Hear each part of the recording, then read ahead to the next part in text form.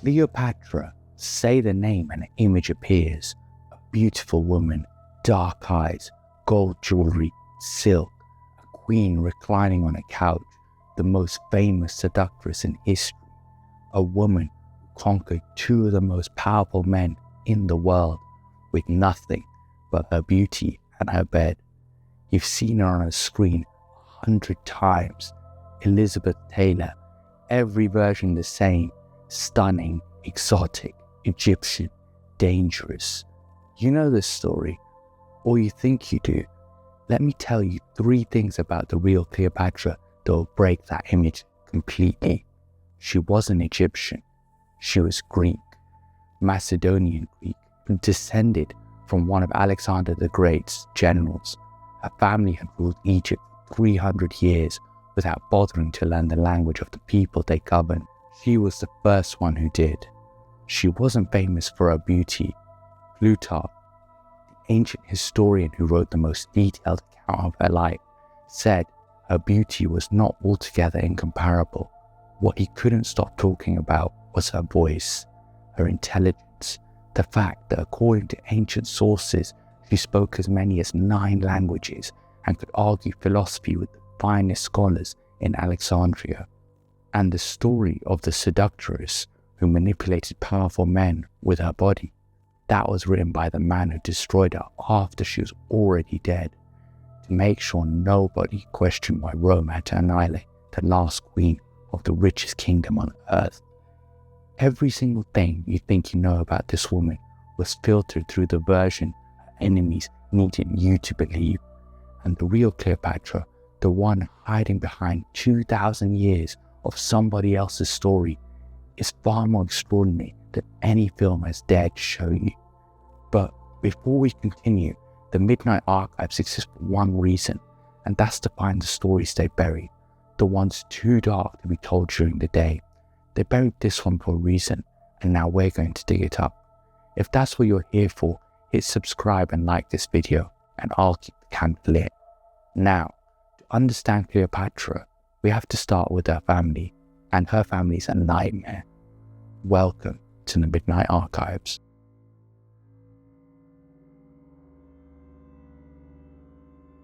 Chapter 1. The Family from Hell. The Ptolemies ruled Egypt for nearly 300 years. In that time, they produced a family tree that reads like a horror film written by someone who lost a bet. Brothers married sisters, parents murdered children, children murdered parents, and the woman who came out of this dynasty, the last of her line, grew up knowing that the person most likely to kill you was the person sitting next to you at dinner. It starts with a stolen corpse. In 323 BC, Alexander the Great died in Babylon. He was 32 years old. He had conquered everything from Greece to the borders of India, built an empire that stretched across 3 continents, and failed to do the one thing that might have prevented the chaos that followed: name a successor. When his generals asked him, on his deathbed, who should inherit the empire, Alexander allegedly replied, "The strongest."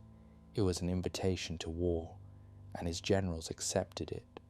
Among them was a man named Ptolemy, a Macedonian, a childhood friend of Alexander's, a competent general, a shrewd politician, and a man with an exceptional understanding of the power of symbols.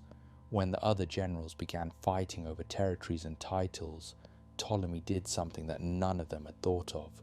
He stole Alexander's body. The corpse was being transported from Babylon back to Macedonia for burial. A grand funeral procession with a golden carriage and an honor guard befitting the man who had conquered the known world. Ptolemy intercepted the procession somewhere in Syria. He diverted the body to Egypt. He took it to Memphis and later to his new capital, Alexandria, where he placed it in a magnificent tomb and built a city around it. The logic was brilliant. In the ancient world, the body of a hero was a source of power, spiritual, political, and military. Cities that possessed the relics of great men drew pilgrims, prestige, and legitimacy. By possessing Alexander's body, Ptolemy was claiming something that none of the other generals could match. He was saying, Alexander is here. Alexandria is the center of the world, and I am the guardian of his legacy. It worked. Ptolemy established himself as Pharaoh of Egypt, Ptolemy I Soter. He founded a dynasty that would rule the country for the next 275 years. And in those 275 years, the Ptolemies would produce a family history so saturated in murder, incest, and betrayal that it makes the Borgias look like a sitcom. Let's talk about the names first, because the names are part of the madness. Almost every male ruler in the dynasty was called Ptolemy, Ptolemy I through Ptolemy XV. Almost every significant woman was called Cleopatra, Berenice, or Arsinoe. The same three names, recycled through generation after generation, applied to women who were simultaneously daughters, sisters, wives, and mothers to men who were also called the same thing as every other man in the family. Historians who study the Ptolemies spend half their time just trying to figure out which Ptolemy murdered, which Cleopatra, and whether the Berenice who was executed was the same Berenice who was married to the Ptolemy who killed his mother, or a different Berenice entirely. The names weren't an accident, they were a statement. We are all the same. We are all Ptolemy. We are all Cleopatra. The dynasty is the identity. The individual is the vessel. You are your name, and your name is a number. Now the marriages. The Ptolemies married their siblings, not occasionally, not as a last resort, as standard operating procedure. Brother married sister, generation after generation, for the entire duration of the dynasty. The practice was borrowed from the Egyptian pharaonic tradition. The ruling couple represented Isis and Osiris, the divine siblings who were also husband and wife. It also served a ruthlessly practical purpose. It kept power within the family. If the queen is your sister, no outside family can claim the throne through marriage. The bloodline stays pure. The power stays concentrated. The dynasty continues. The cost of this policy was biological and psychological, and it compounded over generations. But the Ptolemies didn't need genetic science to see the consequences. They could see them in their own family tree, because the tree was full of bodies. Ptolemy II married his sister Arsinoe II. His son, Ptolemy III, was relatively stable. He expanded the empire, patronized the Library of Alexandria, and died of natural causes, which in this family qualifies as a remarkable achievement. Ptolemy IV was where things began to unravel visibly. He took the throne as a young man, and his first act as king was to eliminate anyone who might challenge him. His mother, Berenice II, was a formidable woman, popular, respected, and capable of rallying opposition. His brother Magas was a potential alternative king. So Ptolemy IV's chief minister, Sosibius, arranged for both of them to be killed before the new reign was a month old.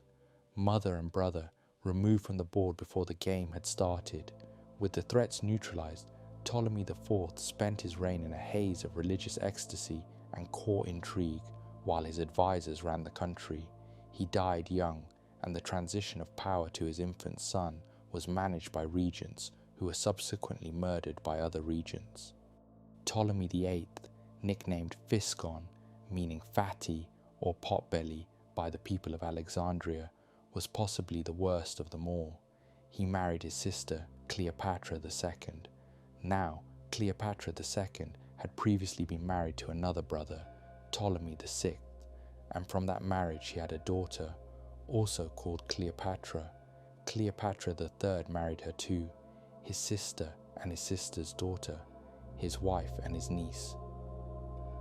At the same time, when Cleopatra II rebelled against him, understandably, the civil war that followed tore Egypt apart, and at one point during the conflict, Ptolemy VIII had his own son, a teenager, a child from his marriage to Cleopatra II, murdered and dismembered. He sent the dismembered parts of the boy's body to Cleopatra II as a birthday gift. The pieces arrived in a chest. She opened the chest, and found her son in pieces, sent by her husband, who was also her brother. This is the family that produced Cleopatra the Seventh. This is the gene pool. This is the dinner table she grew up sitting at. And yet, and this is the thing that makes the story extraordinary, rather than merely grotesque, the same family that produced all of this also produced one of the most remarkable intellectual environments in the ancient world. The Library of Alexandria was a Ptolemaic creation, founded by Ptolemy I or Ptolemy II. The sources disagree. It was the largest collection of knowledge in the ancient world. Hundreds of thousands of scrolls, texts from every culture the Ptolemies could access: Greek, Egyptian, Persian, Hebrew, Indian. Scholars were brought from across the Mediterranean and housed at the Mausoleon, a research institution attached to the library, something between a university and a think tank. Euclid wrote his Elements in Alexandria.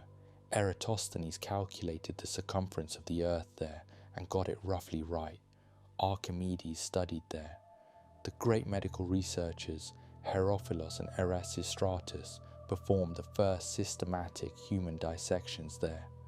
For over 2 centuries, Alexandria was the intellectual capital of the world, and it was funded, maintained, and protected by the same family that was dismembering children and mailing the parts to relatives.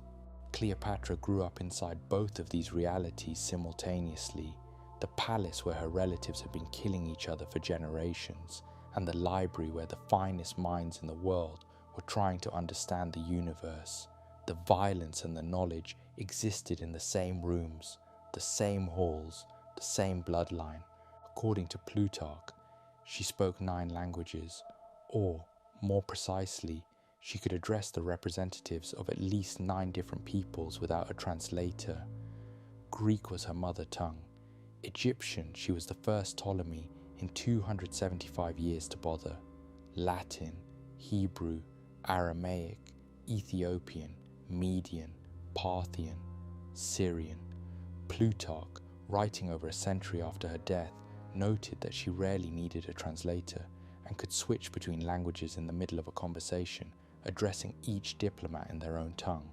Whether the number was exactly 9 or whether Plutarch was rounding up is impossible to verify, but the core claim that she was extraordinarily multilingual in an era when most rulers communicated through interpreters is consistent across multiple ancient sources.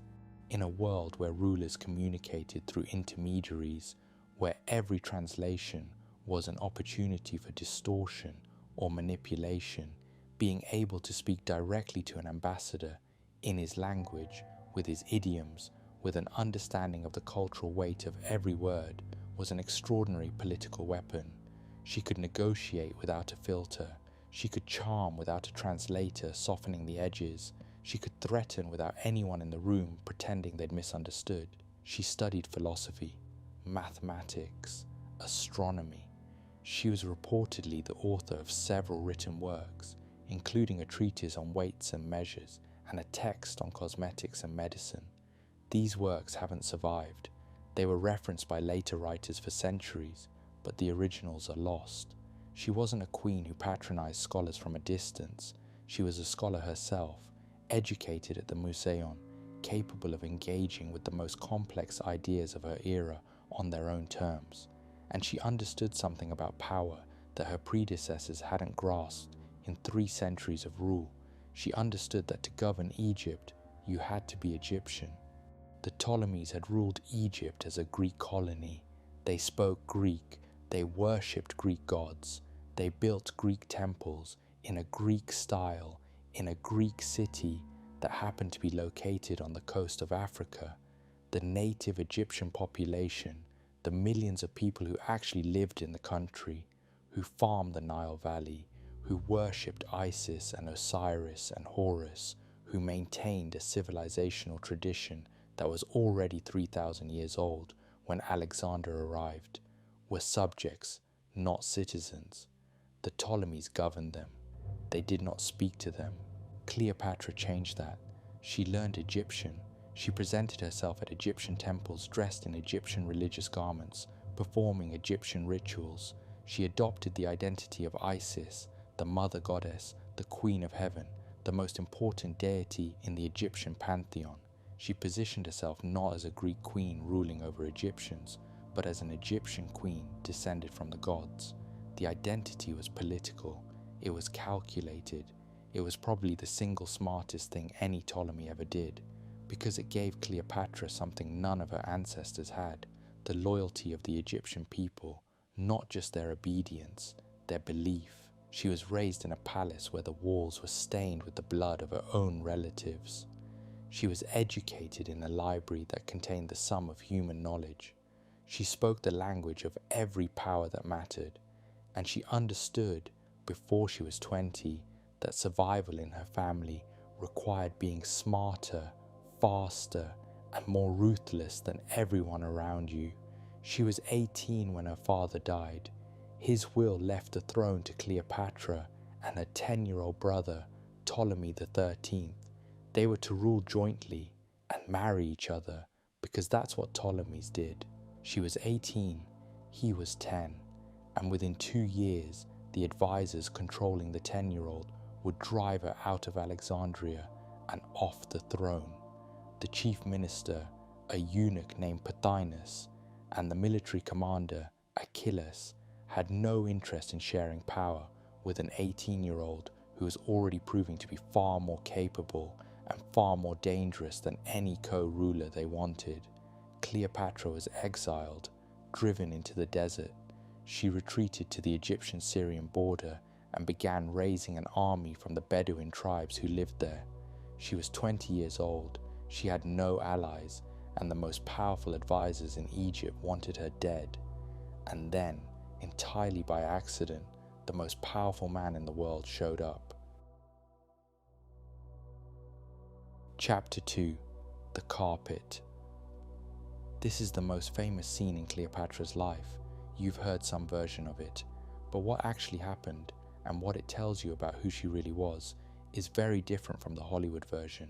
This isn't a seduction story, it's a heist. To understand why Julius Caesar ended up in Egypt, you need to understand what was happening in Rome. Rome in 49 BC was tearing itself apart. A civil war had erupted between two of the most powerful men in the Republic, Caesar and Pompey the Great. Caesar had crossed the Rubicon with his legions.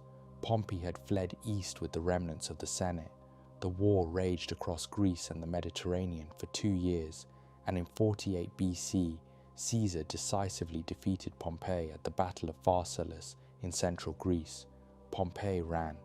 He sailed east, looking for a place to regroup, and he chose Egypt, a kingdom that owed him favors, a client state of Rome that he had personally helped restore to Ptolemaic control years earlier. He expected sanctuary. He was wrong. Ptolemy XIII's advisors, Pothinus and Achilles, calculated that Pompey was a loser. Backing a loser against Caesar would invite destruction, so they made a decision that they thought would earn Caesar's gratitude. When Pompey's boat reached the shore near Pelusium, a small party of Egyptians rowed out to meet him. They smiled, they beckoned him into their boat, and as Pompey stepped aboard, they stabbed him. His wife and children watched from the deck of his ship as the Egyptians hacked off his head and threw his body into the sea. When Caesar arrived in Egypt 4 days later, Ptolemy's advisors presented him with Pompey's head in a jar. They expected a reward. Caesar, according to the sources, wept, or at the very least, turned away in disgust. Whatever he felt personally about Pompey, rival, enemy, former son-in-law, the man was a Roman consul, a Roman of the highest rank, and the idea that a group of foreign courtiers would casually murder him and present the result like a party favor was an insult to Rome that Caesar could not overlook. It told him something about the people he was dealing with. It told him they would do anything to anyone if they thought it served their interests. Caesar installed himself in the royal palace in Alexandria. He had a few thousand legionaries with him, not enough to conquer Egypt, but enough to make his presence felt. He announced that he would arbitrate the dispute between Cleopatra and Ptolemy XIII. Both were summoned to appear before him. This was extraordinary. A Roman general sitting in someone else's palace, in someone else's kingdom, summoning that kingdom's rulers to appear before him like defendants in a court case. But Egypt was weak, and Rome was strong, and Caesar had legions, and legions are the kind of argument that doesn't require a rebuttal. Ptolemy XIII was already in Alexandria. Getting to Caesar was simple for him. He just walked across the palace. Cleopatra was outside the city. Between her and the palace was Ptolemy XIII's army, soldiers loyal to the boy king's advisors, soldiers who had orders to arrest or kill the exiled queen if she attempted to enter Alexandria. She couldn't march in with her army. It was too small, and a military approach would give Ptolemy's forces time to prepare. She couldn't send an ambassador. An ambassador could be turned away or killed before reaching Caesar. She needed to get into the room, personally, physically, into the room with Caesar, past an army that was looking for her, inside a palace controlled by people who wanted her dead. The solution she came up with tells you more about Cleopatra than any description of her appearance ever could. According to Plutarch, writing roughly 130 years after the event, drawing on earlier sources that haven't survived, Cleopatra's servant, Apollodorus the Sicilian, sailed a small boat to the palace harbour after dark. In the boat was a large linen sack. Some translations call it a carpet, others call it a bedroll or a laundry bag. The specific material doesn't matter. What matters is what was inside it. Apollodorus carried the bundle through the palace corridors, past guards, past servants, past the apparatus of a royal household that was on high alert for any sign of the exiled queen. He reached Caesar's quarters. He set the bundle on the floor, and he unrolled it. Cleopatra, on the floor, at Caesar's feet. She had smuggled herself into the most heavily guarded building in Alexandria, past an army, in a bag, carried on the back of a single servant, to arrive unannounced in the private quarters of the most powerful man on earth. Think about what that move communicated.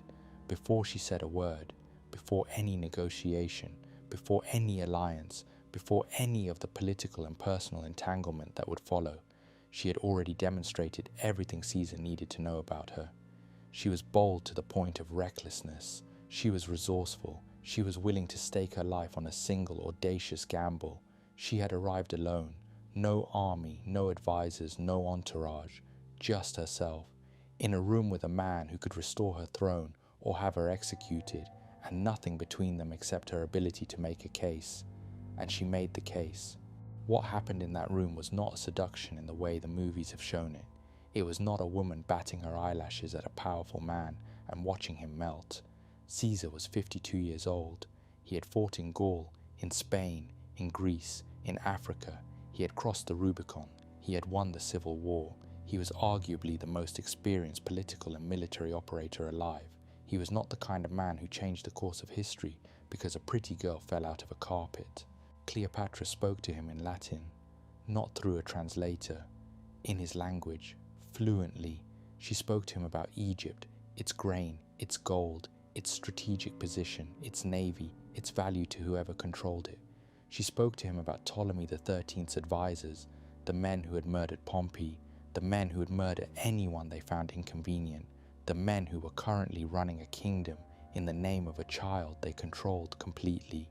She spoke to him about herself, her claim to the throne, her legitimacy, her ability to deliver Egypt as an ally rather than a liability. She was 21. She had been exiled.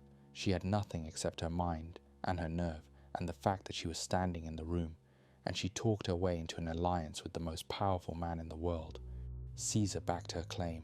He announced that he would enforce the terms of Ptolemy XII's will, joint rule between Cleopatra and Ptolemy XIII.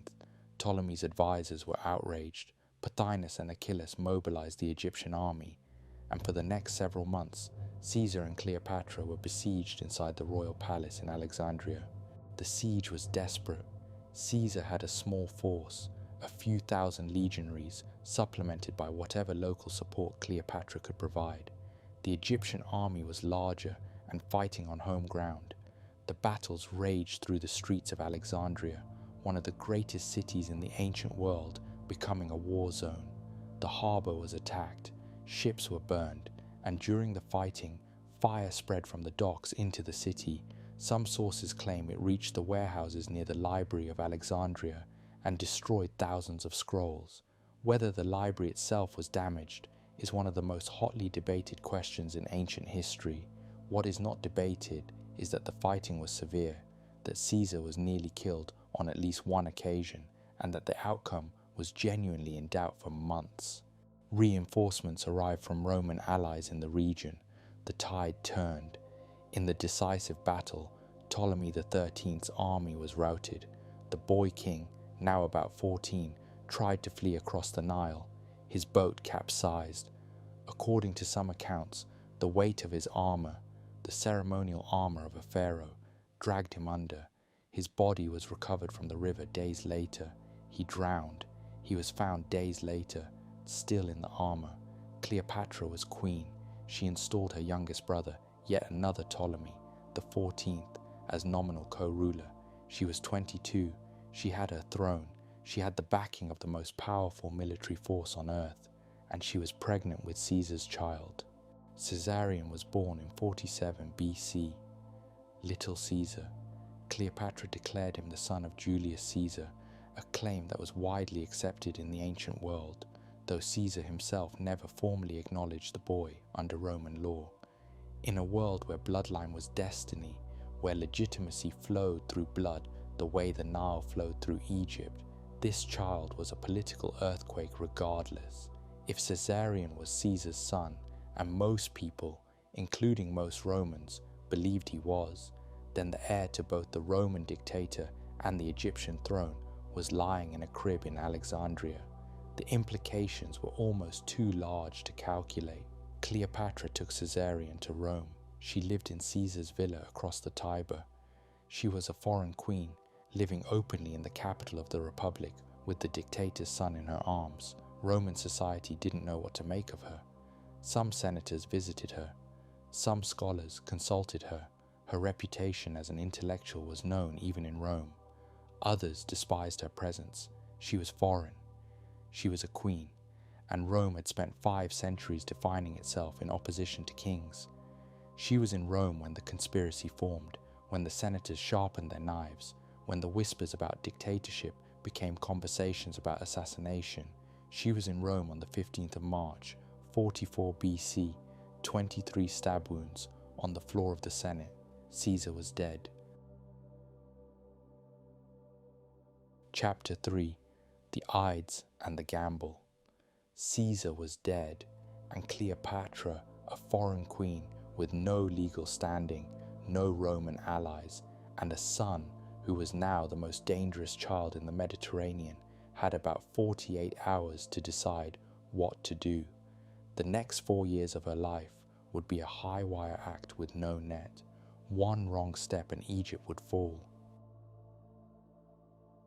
The news reached Cleopatra at Caesar's villa across the Tiber. The details arrived in fragments: a message, a rumor, a confirmation. The dictator was dead, stabbed by members of his own Senate. The conspirators, Brutus, Cassius, and over 60 others, had walked out of the Senate house with blood on their togas. The Rome that Cleopatra had been living in for nearly 2 years was, as of that afternoon, the most dangerous city in the world. The conspirators controlled the Senate. Caesar's allies, Mark Antony, Lepidus, the loyalists, were scrambling to organize. The streets were volatile. Nobody knew what was coming next. Nobody knew who was on which side.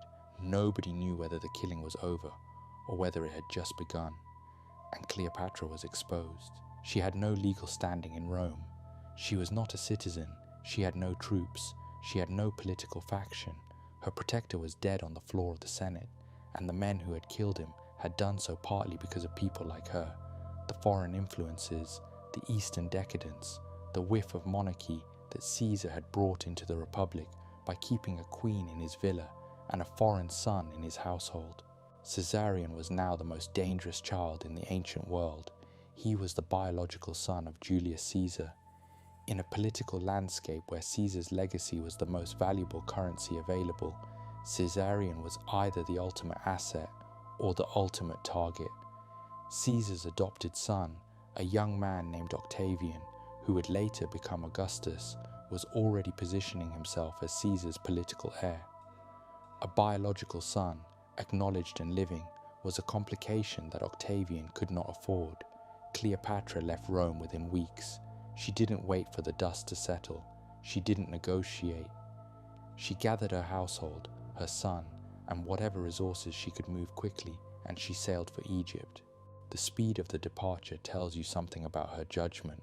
Many of Caesar's allies stayed in Rome, trying to salvage their positions, trying to negotiate with the conspirators, trying to find a way through the chaos. Some of them were killed in the violence that followed. Cleopatra didn't try to find a way through. She recognized that the game in Rome had changed completely, that she had no cards to play in the new game, and that every hour she remained was an hour closer to someone deciding that the foreign queen and her inconvenient child were problems worth solving permanently. She made it back to Alexandria, and the first thing she did was secure her position in the only way a Ptolemy knew how. Her brother, Ptolemy XIV, the boy she had installed as co-ruler after Ptolemy XIII drowned, died shortly after her return, poisoned, according to most ancient sources. He was approximately 15 years old. The decision was Ptolemaic. The reasoning was Ptolemaic. You do not leave a potential rival alive. You do not leave a male member of the royal family breathing if there is any chance at all, that an ambitious advisor or a foreign power could use him as an alternative to you. She had grown up watching her family members murder each other for the throne. She understood that the person sitting next to you at dinner was the person most likely to replace you. Ptolemy XIV was replaced by Caesarion as co-ruler. He was 3 years old. And then Cleopatra began the most difficult political performance of her life. She had to hold Egypt together, alone, without Roman backing, in the middle of a Mediterranean world that was tearing itself apart. The Roman civil war that followed Caesar's assassination was not a distant event for Egypt. It was an existential threat. Both factions, the conspirators on one side, Caesar's avengers on the other, wanted Egypt's grain and Egypt's gold. Both factions sent demands. Both factions sent threats. And Cleopatra had to respond to both without committing to either, because choosing the wrong side would mean invasion and the end of everything. She played both sides. She sent ships to both factions and then claimed storms had prevented their delivery. She sent diplomats with gifts and promises that committed her to nothing. She delayed. She obfuscated. She bought time. This wasn't indecision. It was the strategy of a ruler who understood that her kingdom's survival depended on not choosing until the outcome was clear. Let the Romans destroy each other, preserve Egypt's resources, commit to the winner. While she waited, Egypt faced a crisis of its own. The Nile floods, the annual inundation that was the foundation of Egypt's entire agricultural economy, failed. 2 years of low floods meant reduced harvests. Reduced harvests meant famine. Famine meant unrest. And unrest in a kingdom surrounded by Roman armies that would happily use internal instability as a pretext for intervention meant the end. Cleopatra managed the crisis. She opened the royal granaries, the reserves stored precisely for years like this. She distributed grain. She made decisions about which provinces received how much, based on calculations about agricultural recovery and strategic importance. These are not the actions of a woman whose primary skill was seduction.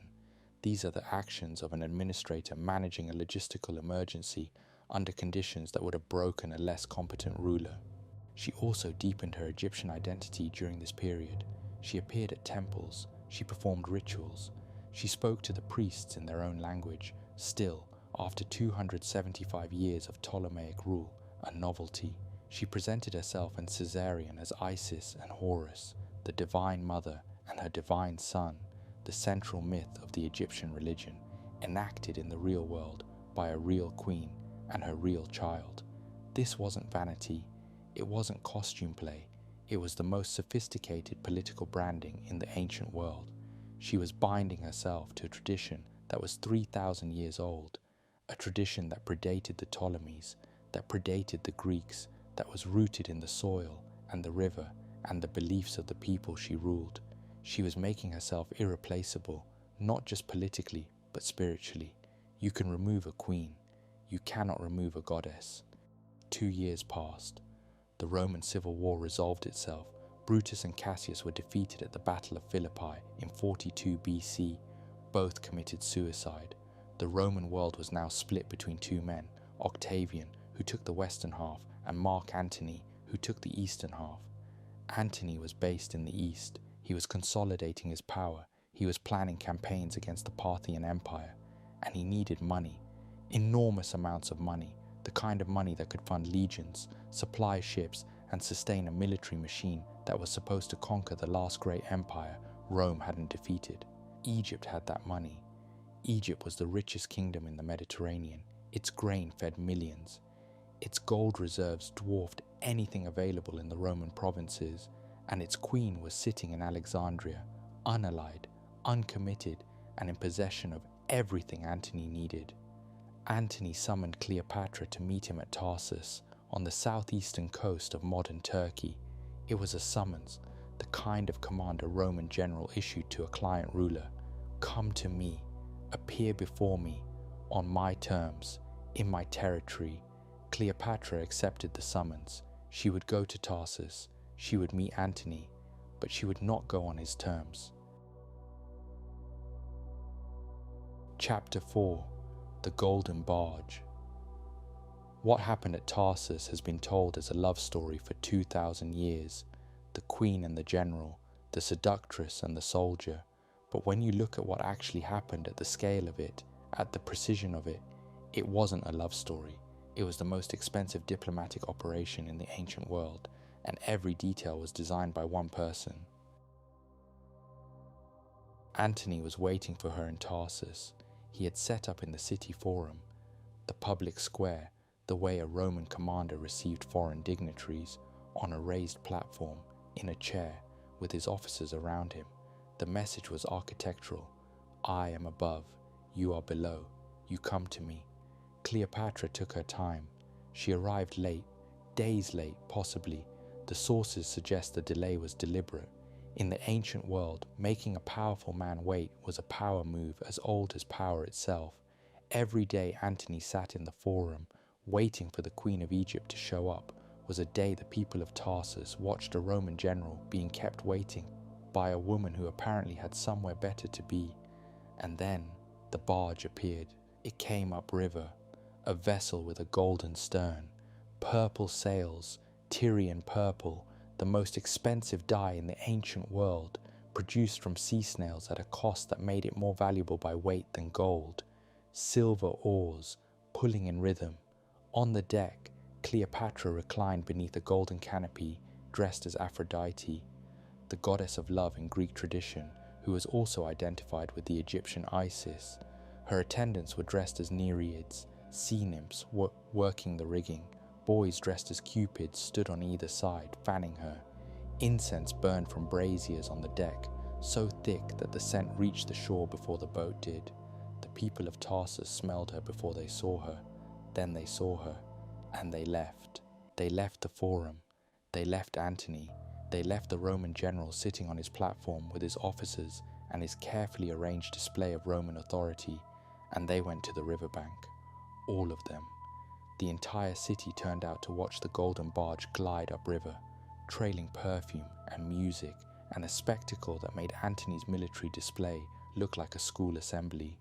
Antony was left sitting alone in the forum.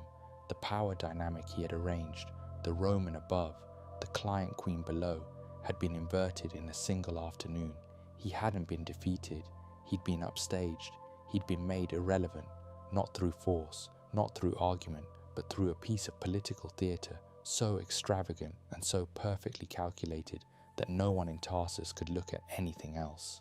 Plutarch, describing the scene over a century later, wrote that word spread through the city that Aphrodite herself had come to feast with Dionysus, the god of wine and ecstasy, whom Antony himself had adopted as a patron identity. The mythology was doing the work. Cleopatra hadn't arrived as a client queen presenting herself to a Roman commander. She had arrived as a goddess meeting a god. Equals, counterparts, two divine forces coming together. Every element of the spectacle had been chosen. The purple sails, a display of wealth so extreme that no Roman could match it. The Aphrodite costume, a religious and political statement that positioned her as divine, not mortal. The incense, a sensory assault that announced her presence before she was visible. The attendants, not servants but players in a theatrical production that turned her arrival into a myth in real time. This was not a woman using her beauty to seduce a man. This was a head of state deploying economic, cultural, and psychological resources with a precision that modern marketing executives would study in a course on brand management. Every detail communicated a specific message to a specific audience. To the people of Tarsus, this queen is wealthier and more magnificent than the Roman general you've been hosting. To Antony's officers, this is not a client state begging for scraps. This is a superpower. And to Antony himself, if you want what Egypt has, you will deal with me as an equal, not as a subordinate. Antony sent a message inviting Cleopatra to dine with him. She declined. She invited him to dine with her instead. On the barge, he came, and what he found on the barge was another demonstration. The banquet that Cleopatra hosted for Antony on that first night at Tarsus was, by every ancient account, the most extravagant meal anyone present had ever witnessed. Couches of gold, plates encrusted with jewels, courses of food that used ingredients sourced from across the Mediterranean and beyond, wine in quantities that even Antony, who was famous for his capacity, found impressive, and roses piled on the floor knee-deep so that the guests walked through a carpet of petals. The scent, the colour, the sheer sensory overload of the experience was designed to overwhelm, to make the viewer feel that they had stepped out of the mundane world and into a reality where everything was more intense, more beautiful, and more expensive than anything they had encountered before. At one point, according to a famous story, which may be legendary, but which the ancient sources report with a straight face, Cleopatra removed one of her pearl earrings. The pearl was one of the largest in the known world, valued at 10 million sesterces, an amount that could have fed a Roman city for months. She dropped it into a cup of vinegar. The vinegar dissolved the pearl, and she drank it. The point was not the pearl. The point was the casualness of the destruction. I can destroy something worth more than your entire military budget, without hesitating, without flinching, while making eye contact. The gesture said, "My wealth is so vast that this means nothing to me, and by extension, everything you need I have, and I will give it to you, or I won't. That is my choice, not yours." Antony was not stupid. He was impulsive. He was a drinker. He was prone to the kind of emotional decision-making that would eventually destroy him. But he was not stupid. He understood what Cleopatra was offering: an alliance, Egypt's grain to feed his armies, Egypt's gold to fund his campaigns, Egypt's navy to supplement his fleet, and a partnership with a ruler who was as politically sophisticated as anyone he had ever encountered. They formed the alliance, and they became lovers. The relationship between Cleopatra and Antony has been reduced, for 2,000 years, to a love story, and a cautionary one at that. The Roman general brought low by his passion for a foreign queen, the seductress who destroyed a great man with her bed and her beauty. The reality was a political partnership of extraordinary ambition. They needed each other. Antony needed Egypt's resources. Cleopatra needed Rome's military power to protect Egypt's independence. The personal dimension, the love, the attraction, the genuine emotional connection that the sources consistently describe was real. Antony was not pretending to love Cleopatra for political advantage, and Cleopatra was not pretending to love Antony for military protection. The ancient sources, including hostile Roman ones, describe a relationship of genuine intimacy and mutual attachment, but it was never separate from the politics. It couldn't be. They were the two most powerful people in the Eastern Mediterranean. Every private moment had public consequences. Every romantic gesture was also a diplomatic signal. every child they had together was simultaneously a product of love and a political weapon. The children came quickly. Twins, Alexander Helios and Cleopatra Selene, born in 40 BC. A third child, Ptolemy Philadelphus, followed in 36 BC. Antony acknowledged all three. He was now, publicly and irrevocably, the partner of the Queen of Egypt and the father of her children. The Roman general had, in the eyes of Rome, gone native. But Antony and Cleopatra weren't just playing house in Alexandria. They were building something, a joint power base that, if it held, would reshape the Mediterranean world. Antony launched campaigns against the Parthian Empire, Rome's great rival to the east. The campaign was a disaster. Tens of thousands of Roman soldiers lost in the Armenian highlands, and Antony retreated to Egypt to regroup. The failure was a blow. It damaged his reputation. It gave his enemies in Rome material to use against him. Cleopatra absorbed the failure. She supplied him with fresh resources. She helped him rebuild. The partnership held, and in 34 BC they made the move that would seal both their fates, the donations of Alexandria. In a public ceremony at the Gymnasium in Alexandria, one of the largest public spaces in the city, Antony and Cleopatra appeared together on golden thrones. Their children sat on smaller thrones beside them, and Antony, acting not as a Roman magistrate, but as something else entirely, distributed territories. Cleopatra was declared Queen of Kings and Queen of Egypt. Caesarion, her son with Caesar, was declared King of Kings, co-ruler of Egypt, and the legitimate son and heir of the divine Julius Caesar. Alexander Helios was given Armenia, Media, and Parthia. Cleopatra Selene received Cyrenaica and Libya. Ptolemy Philadelphus got Syria and Cilicia. The territories were partly real and partly aspirational. Some had been conquered, some hadn't, but the political message was not aspirational at all. It was a declaration. Antony was redistributing Rome's eastern territories to his Egyptian family. Caesarion was being presented as Caesar's true heir. The entire arrangement was designed to create an alternative power structure, a Hellenistic empire based in Alexandria that would rival Rome.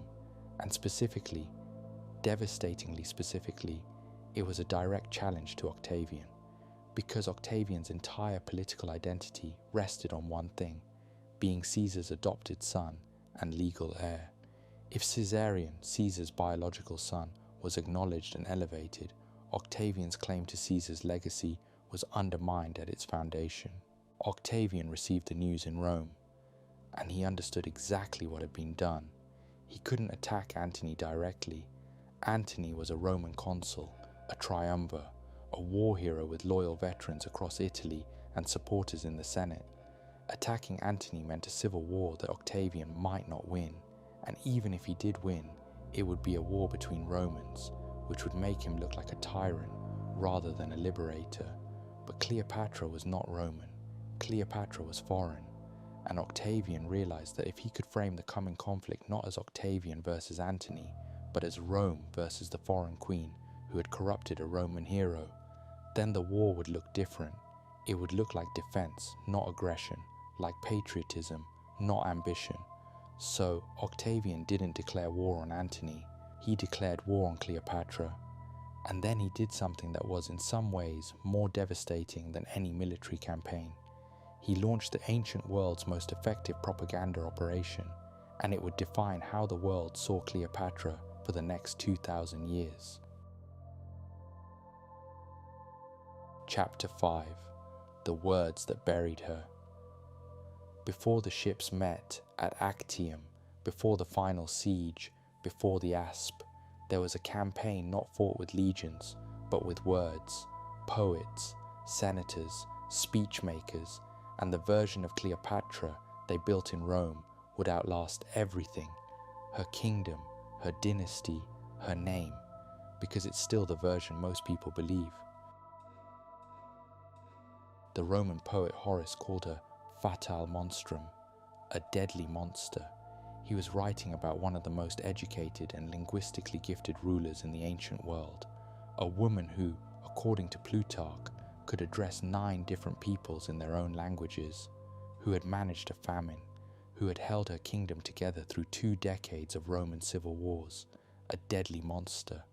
Propertius, another Roman poet, writing in the same period, described her as a queen prostitute who threatened to drape her mosquito nets over the Roman capital. The image was specific and calculated. It combined sexual degradation with foreign invasion. The foreign queen's bedroom would engulf the Roman state. Her private vice would become Rome's public humiliation. The Roman Senate heard speeches about the Eastern menace, about the decadent queen who had enslaved a Roman hero, drugged him, bewitched him, unmanned him. Antony, in these speeches, was not a traitor. He was a victim, a good Roman corrupted by a foreign temptress. The agency was removed from him and placed entirely on her. He was weak, she was wicked, and only Octavian could save Rome from what she had done. The propaganda machine worked on multiple levels simultaneously. The poets wrote for the educated elite, the speeches worked the Senate, and the rumors, the whispered stories, the gossip that filtered down through Roman society, from the Senate to the Forum to the streets, reached everyone else. Cleopatra was a drunk. She dissolved pearls and drank them for entertainment. She used potions and magic to control Antony's mind. She had turned him into an Egyptian, dressing in foreign clothes, worshipping foreign gods, abandoning his Roman wife for a foreign queen. The Roman wife was Octavia, Octavian's sister. That detail was not accidental. By marrying Octavia to Antony in 40 BC, a political marriage designed to cement the alliance between the two triumvirs, Octavian had placed his own sister in the line of fire. When Antony chose Cleopatra over Octavia, Octavian had a personal grievance to add to the political one. My sister, abandoned for the foreign queen. The insult to the family was inseparable from the insult to Rome. Octavian then made a move that even his allies found shocking. He obtained Antony's will, which was held by the Vestal Virgins, the custodians of Rome's most sacred documents. Seizing a man's will from the Vestals was a violation of Roman religious law, so severe that it should have caused a scandal. But Octavian read the will aloud in the Senate, and the contents were so damaging that the scandal of the seizure was drowned out. The will, if it was genuine, which some historians doubt, stated that Antony wished to be buried in Alexandria, not Rome, that he acknowledged Caesarion as Caesar's son, that he intended his eastern territories to pass to his children by Cleopatra. Whether the will was real or forged is almost beside the point. What matters is that Octavian used it. He stood in the Senate and showed Rome that Antony had chosen Egypt over his homeland, that he wanted to be buried in a foreign city, that he had given Roman provinces to foreign children, that the Queen of Egypt had taken a Roman general and turned him into something that was no longer Roman. The war was declared, not against Antony, against Cleopatra. The formal declaration was against a foreign sovereign, a queen who had committed hostile acts against Rome and its people. Antony's name was not on the declaration. Octavian maintained the fiction that Antony was a victim, not an enemy, that Rome was rescuing one of its own from the clutches of a foreign power. And the fleet sailed. The Battle of Actium, September 2nd, 31 BC, the western coast of Greece, at the entrance to the Ambracian Gulf. Octavian's fleet, commanded by Marcus Agrippa, one of the finest naval minds in Roman history, against the combined fleet of Antony and Cleopatra. Antony had more ships, larger ships, but his forces had been hemorrhaging for months. The propaganda campaign had done its work. Senators, generals, entire legions had been slipping away from Antony's side to Octavian's. The defections had accelerated after the donations of Alexandria, each defector a data point confirming that the momentum had shifted, that Antony's star was falling, that the smart money was on the young Roman, not the aging general who had gone native. Agrippa had been blockading Antony's fleet in the Gulf for weeks. Disease had swept through the crews. Antony's fleet was undermanned, undersupplied, and trapped. The battle, when it came, was less a contest than a breakout attempt. Antony's ships engaged Agrippa's line. The fighting was fierce but increasingly one-sided, and then, mid-battle, Cleopatra's squadron, 60 Egyptian warships, broke through the line and sailed south, away from the battle, toward Egypt. For 2,000 years, this has been called a betrayal, the queen fleeing, the coward abandoning her lover while his fleet burned. There is another reading. Cleopatra's ships were carrying the Egyptian war treasury, the gold reserves that would fund any future defense. If the battle was lost, and by mid-engagement it was becoming clear that Agrippa had the advantage, the treasury needed to survive. Without it, there would be no resources to defend Egypt when Octavian came, which he inevitably would. The breakout may not have been panic. It may have been the plan: get the money out, regroup in Alexandria, prepare for the next phase. But Antony saw her ships leaving, and he followed. He left his fleet, the men still fighting, the ships still burning, and sailed after Cleopatra with a small squadron. His fleet, now leaderless, was destroyed or surrendered within hours. Whatever the breakout was, planned retreat or panicked flight, Antony's decision to follow her was the end. He had abandoned his men. He had abandoned the battle. The Roman general, who was supposed to be the military partner in their alliance, had chosen Cleopatra over his own fleet, and every propagandist in Octavian's camp took note. The story wrote itself. He followed the woman. She ran, and he followed, because that's what she did to men. That was her power, not strategy, not intelligence, her body, her hold on him. She called, and he came, like a dog. That was the story they told, and it became the version that survived. Chapter 6. The Last Queen. After Actium, the world closed in. Antony unraveled, Octavian advanced, and Cleopatra, the woman who had survived a murderous family, talked her way into an alliance with Caesar, held her kingdom together through famine and civil war, and built a partnership that almost reshaped the Mediterranean, faced the one thing she couldn't negotiate her way out of. The year between Actium and the fall of Alexandria was a slow collapse. Antony and Cleopatra returned to Egypt, but Egypt was no longer a sanctuary, it was a trap that was closing. Antony's former allies, the client kings, the governors, the military commanders who had supported him across the eastern Mediterranean, were switching sides, one by one, then in groups, then in waves. The defections were rational. Octavian was going to win. The only question was how quickly, and the answer, increasingly, was very. Antony spent the months after Actium in what the sources describe as a spiral. He withdrew from public life.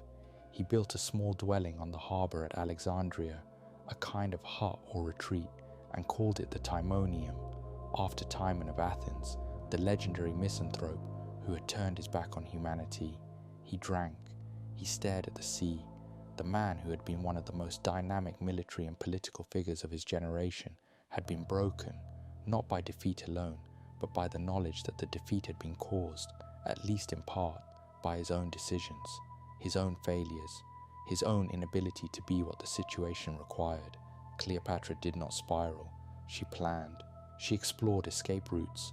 She had ships dragged overland from the Mediterranean to the Red Sea, an enormous logistical operation, with the idea of sailing east, beyond Octavian's reach, to establish a new base of power. The ships were burned by Nabatean Arabs allied with Octavian before the plan could be executed. She sent diplomatic feelers to Octavian, testing whether a deal could be made. She offered to abdicate. Some sources say she offered to step down entirely in exchange for her children's safety. Some say she offered to rule Egypt as a formal Roman client, stripped of independent sovereignty, but alive. Octavian's responses were deliberately ambiguous. He wanted her alive. A living captive Cleopatra, paraded through the streets of Rome in a triumphal procession, displayed in chains before the Roman mob as the conquered enemy queen, would be the ultimate propaganda victory, the living proof that Octavian had defeated the Eastern menace, the final act in the story he had been writing for years. Cleopatra understood this. She had seen what happened to defeated rulers in Roman triumphs.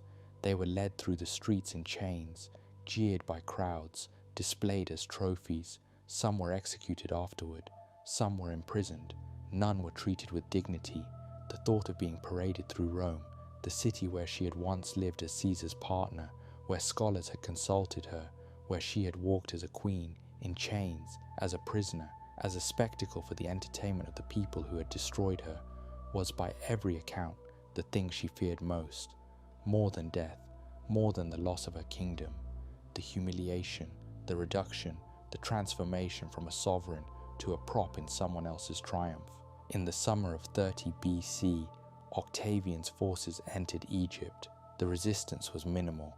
Antony's remaining troops, demoralized, outnumbered, aware that the cause was lost, surrendered or switched sides. Antony attempted one final military engagement outside Alexandria. His cavalry defected to Octavian mid-battle. His fleet, what was left of it, surrendered in the harbor. Antony received a report that Cleopatra was dead. The report was false. She had barricaded herself in her mausoleum, a fortified tomb she had been preparing for this eventuality. But Antony believed it. He took his sword and stabbed himself in the stomach. The wound was not immediately fatal. He lay bleeding in agony when word came that Cleopatra was alive. She was in the mausoleum. She had locked the doors. She wouldn't open them, terrified, reasonably, that Octavian's soldiers would seize her if she did. Antony was carried to the mausoleum. He couldn't get in through the doors, so Cleopatra and her 2 attendants hauled him up through a window, pulling him, bleeding and barely conscious, with ropes, up the side of the building and through an upper opening. He died in her arms, in the mausoleum, the building she had prepared for her own burial. He was approximately 53 years old. He had been the most powerful Roman in the eastern Mediterranean. He had commanded legions, won battles, governed provinces. He had been Caesar's right hand, and he died on the floor of a tomb in Alexandria, pulled through a window by a woman who was trying to save a man who was already dying. Cleopatra was captured shortly afterward. Octavian's soldiers gained access to the mausoleum. Some sources say through trickery, some say through force. She was taken alive.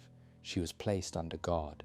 Octavian himself visited her, a meeting between the man who had conquered her and the woman he intended to display in Rome as evidence of his victory. The accounts of the meeting vary.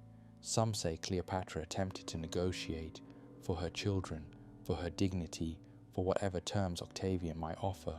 Some say she attempted to charm him, that she used the same skills of persuasion and personal magnetism that had worked on Caesar and Antony.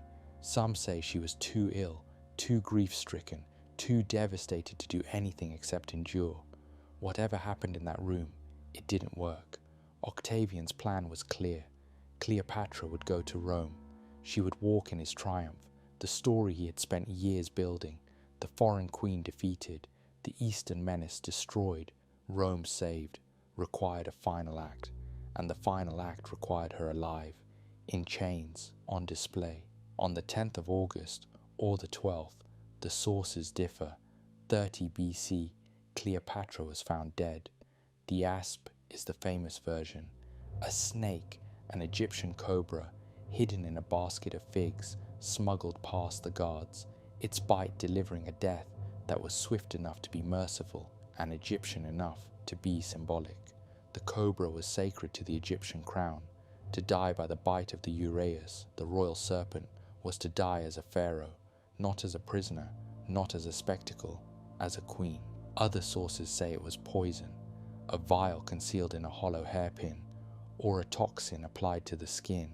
Some modern historians have speculated that Octavian himself had her killed and staged the scene, that a living Cleopatra, even as a prisoner, was more dangerous than a dead one, and that Octavian decided the propaganda value of a dramatic suicide was greater than the propaganda value of a triumph. Nobody knows how she died. What is known, what every source agrees on, is that she chose death over capture. She refused to be paraded through Rome. She refused to be reduced to a trophy.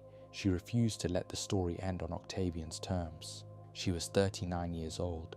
She had ruled Egypt for 21 years, longer than any Ptolemy in recent memory. She had survived a murderous family, an exile, a siege, 2 Roman civil wars, a famine, and the most relentless propaganda campaign the ancient world had ever seen. And in the final moment, with every option exhausted and every ally gone, she made the one decision that was still hers to make. She died as she had lived, on her own terms. Caesarion didn't get that choice. He was captured while trying to flee south toward Ethiopia or India or anywhere that wasn't under Roman control. Octavian's advisors debated what to do with him. The boy was 17. He was the biological son of Julius Caesar.